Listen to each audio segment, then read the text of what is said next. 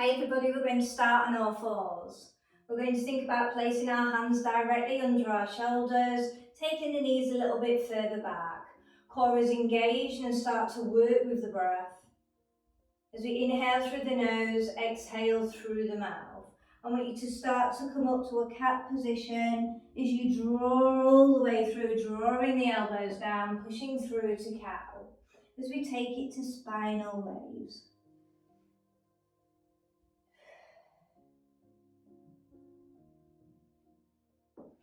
Think about pulling those shoulder blades down to the buttocks.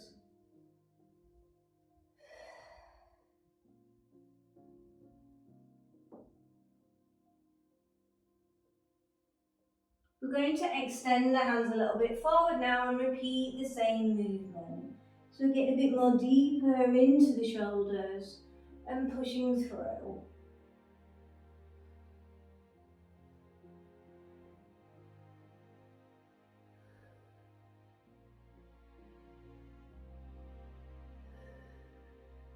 On the next cat, we're going to draw a twist, so we're going to push the hip out, and then we're going to take the hip to the other side.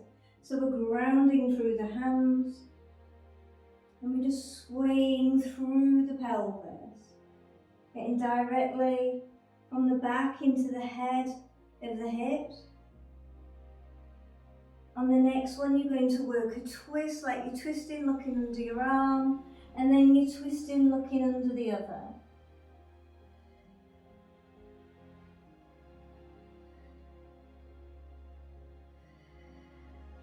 And start to be aware of what you're feeling as you're moving through this flow.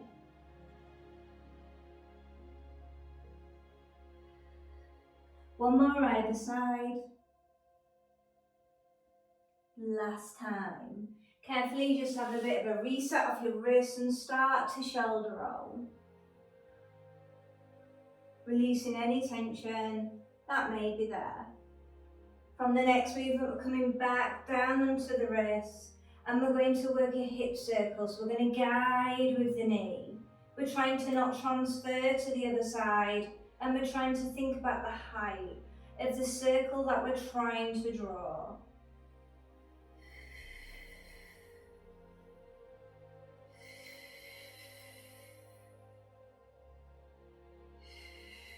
We're going to do one more. And then we're going to step that foot forward. From the foot forward step, we're going to push to the side. And then we're going to push out laterally. So pushing forward and then out to the side. I'm just going to change my position. So I'm pushing forward and then I'm coming out to the side. So really targeting through those hip flexors, opening up the hips. If you want to go a little bit wider and a little bit deeper through that movement, do so.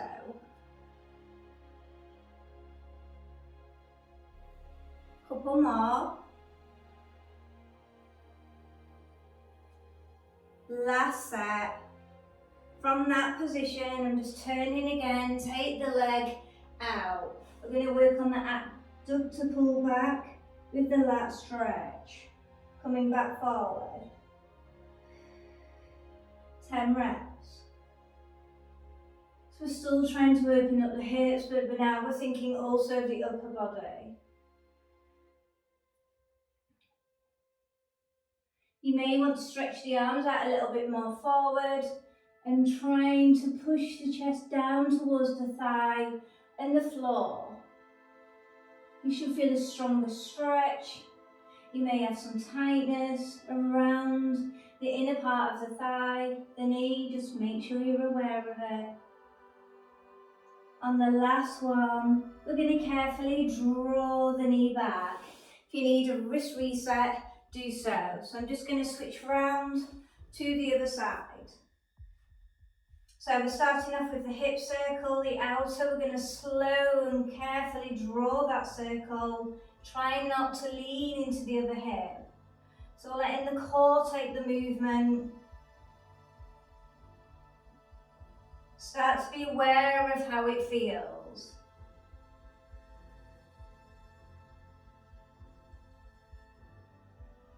We're We're going to do one more, then we're going to step the foot forward as we come up. So coming into a side position, we come into a forward, side position, and then forward. So I'll just switch my view. Forward, side. If you want to go a bit bigger, if you did on the other side, keep trying to work that depth of opening up the hips. Good core control, and try and keep proud through the chest. So we're still constantly trying to release those hip flexors.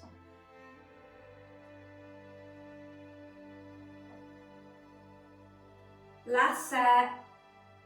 And then we're taking it back to our all fours and we're taking the leg out to the side. That pull back stretch with the abductor stretch. Think about pulling the shoulder blades down.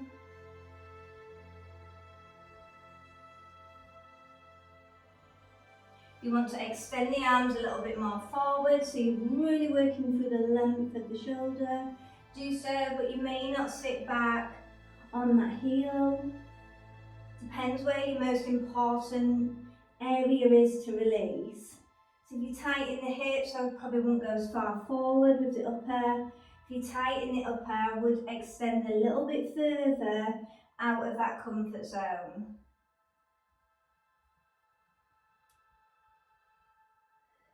Still guiding with the breath to calm the body down. Last one, and carefully come all the way out of it. From here, we're going to work a lean back. So we're thinking about stretching through the thighs. So the movement from the side, you may have toes tucked under, or they may be relaxed. And we're going to lengthen the arms forward to counterbalance the movement and push back.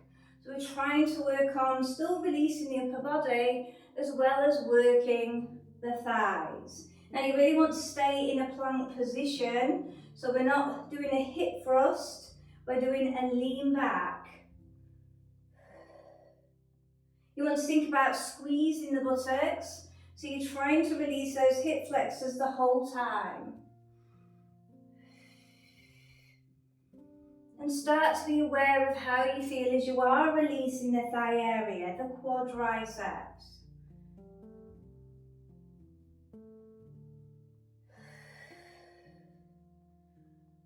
On the next one, we're going to lean all the way back, touch the heel if you can, lengthen the arm up.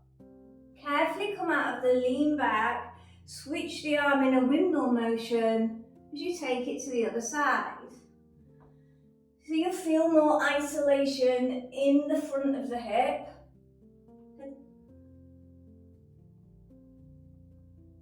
Around the hip bone area. You still want to think about squeezing the buttocks, keeping the core strong, the abs and the back.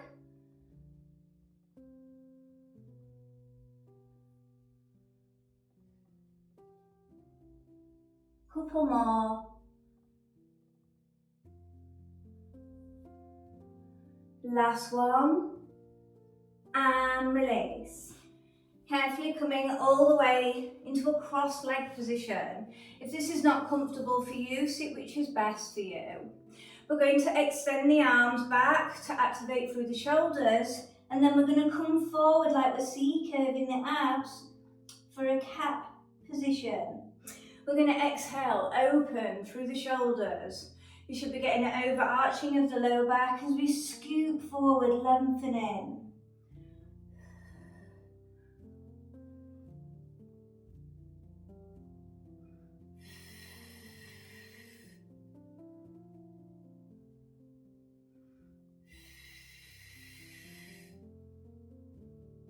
Try not to create tension around the neck area. Remember that our shoulders are always pulling back and down. Last one, and release. Have a bit of a shoulder roll. So you may be having the legs wide, or you may prefer to have them bent. If you've got tight upper rear thighs, the hamstrings, it's best to have a bend position. Hands to the side of the head, you're really loosely putting them there. Contract the shoulder blades like you're drawing them together, like you're crushing a pencil. Make a full twist, and then draw the elbow down towards the thigh, keeping the buttocks glued. Twist round, draw the elbow down. You want to think about stretching the spine as much as you can.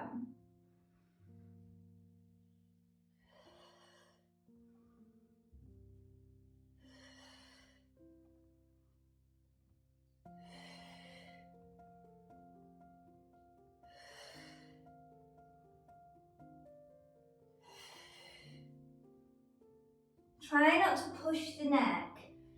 Remember, you're really loosely holding that head.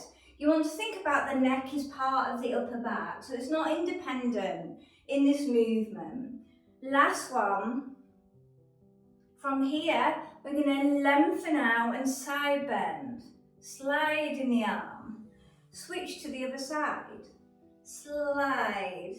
Again, think about keeping the buttocks glued. Think about stretching through the torso.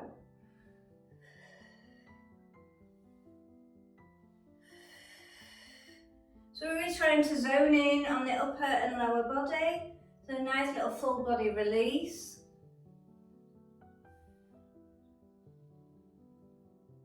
And release. We're going to come onto our side lying position. We're going to have stacked knees. If you need a cushion underneath your head, do so, but we are going to keep our hands behind our head. We're now going to close the elbows towards each other, and we're going to exhale, open up the elbow. Try not to let the hips roll and draw back. So yes, we are restricted in our movement, but we're really focusing on the chest and the upper back area. You're taking your neck as far around as you can, so we're trying to unlock those shoulders.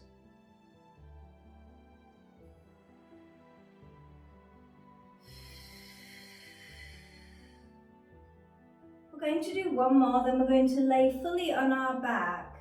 So on the next rotation, come all the way to your back, keeping the hands clasped behind. Drawing the elbows to the floor. If you can't get to this position, you're trying to aim this with each repetition of watching the video and doing it. From here, we're going to just extend and lift through, so we're strengthening through the neck, flexors, and we're going to carefully peel down. So we're really trying to activate the abdominals. Every time you do come back down on the peel of the vertebrae, you want to think about placing the elbows back. If you have got that mobility, that will be something to aim for in the future if you haven't.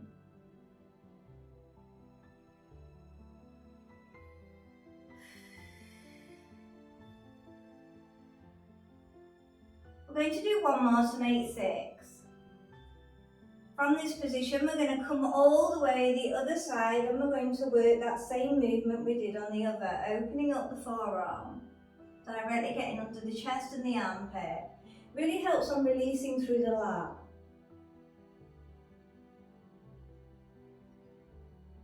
Now, if you do feel a little bit more loose at this side compared to the other, I would restrict it to where you was.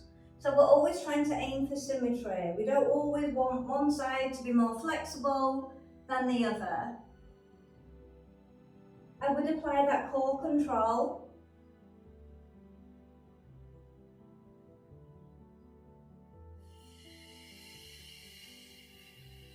And I would apply the breath deeply. That's working the pelvic floor. On the last one, I want you to roll all the way back to the centre position, still keeping your hands clasped behind the head. As we work on the activation again through the neck flexors, this is going to get your neck really strong. So we're going to exhale, come up, leading with the chest only, and then inhale down. If your position is not very good at this and you're yanking your neck up, I would practice this with the orange held underneath the chin. You're not crushing it, but you're not loosely holding it where it falls out. Still think about placing those elbows back each time. Remember, it's not about the height of the movement, it's about the technique. Once you get the technique, you will further progress in the future. We're going to do one more, that will make 6. And then from here, we're going to take it to hip rolls, keeping the elbows grounded if you can. And then we're going to draw over. Now, if your elbows try to lift as you're working through your large hip rolls, I would reduce the hip rolls if the shoulders do try to lift. I'm keeping my head in neutral position because I'm just focusing on the hips right now. Yes, the back will be loosening, but I'm keeping the neck stable. So I'm not really focusing on the spine. Now I've got that movement through the hips and I've got an awareness of how this is feeling, I am going to turn the head. So now I'm going to start to bring in the back by moving through the cervical vertebrae, which operates through the lumbar vertebrae. And I'm just turning my head really loosely, but I'm not lifting it, I'm slightly rubbing through the hands as I work on the roll. Back to neutral, I want you to bring your feet and knees together, still keeping grounded if you can. We're going to take it to small hip rolls. So small hip rolls really work through the sides of the waist, the obliques, and through the sides of the back. The spine extensors, other muscles of the back will come in. And this one's a little bit more concentrated around the back area. So basically we're taking the hips out of it, and we're just starting to focus through the back. Really grounding in the centre like you're trying to push something underneath your pelvis. And I haven't moved my head. I'm keeping my neck really centre, but I'm having awareness of how my neck feels. On the next position, we are going to start to turn the neck like we did previous, and we're still keeping the feet and the knees together. So now we're bringing the neck and the spine in a little bit more together as a whole unit.